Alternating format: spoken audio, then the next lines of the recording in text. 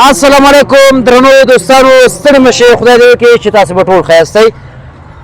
اسدالله د کندوز څخه راغلی مېلمه ده او دلته جلال آباد ته ننګرهار ته ملګرو دی چې په بایسکل کومې لوبې ترسره کوي، کومه اکټونه پرې کوي، کومه حرکات پرې ترسره کوي، دا بالخیر سره ټول راسره ګورئ. زه مصطفی میاخېل یم، راسره سید حمایت الله سعادت ده چې هم کیمرې برخې کې کم کار راسره کوي، بس خپرونه کې راسره راسره کوي نه مې پرېږدي پرېږدي.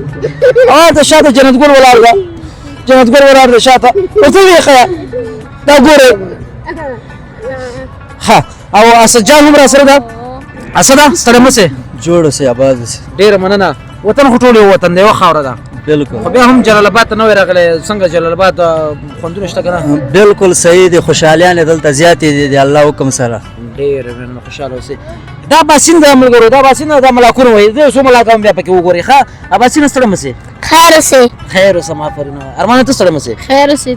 مسرور هغه پړي باندې چې ګرځي دا نو بیا په پړي ګرځي، ته خو راسه کنه چېرې دا وګته بیچاره بس موږ ستړی مه سې. خیر اوسئ، مننه، ته ستړی مه شې. خیر دا پړي باندې ګرځي، سر ته ګرځي نه نه خلک وایي دا پولیس راته چې دا تمرین شروع کړی دی. نه پولیس نه تمرین دی. جناب خو بس اختر مبارک. السلام علیکم د ټولو هیوادوالو د اختر مبارک او د کمرمن د مبارک. ډېره مننه. ته هم ستړی مه سې. دا زمونږ ښاغلی ټول ستړي مه شئ.